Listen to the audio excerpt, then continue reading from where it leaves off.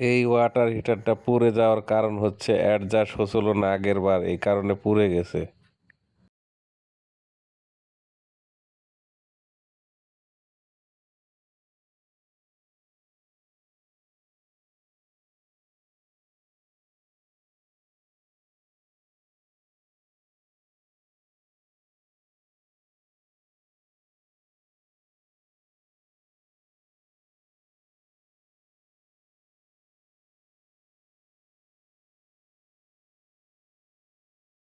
কারেন্টে দেওয়ার পরে ডিসপ্লেও আসতেছে না এবং কি পানিও গরম হচ্ছে না। এর কারণ হচ্ছে একতলায় টাঙ্কি, পানির প্রেশার অনেক কম। আমাদের এই সাইডে একটা সুইচ আছে যেটা অন হয় না, পানির প্রেশার যথেষ্ট পরিমাণ না হলে এটা অন হবে না।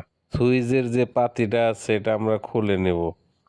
খুলে নেওয়ার পরে সেই পাতিটা হালকা একটু বেঁকা করে নেব।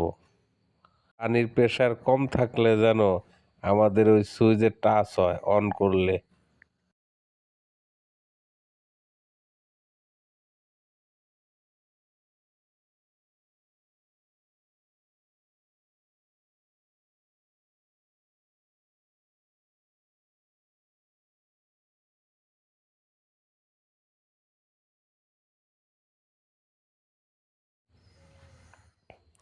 এখন আমাদের পানিও গরম হচ্ছে, ডিসপ্লেও আসতেছে।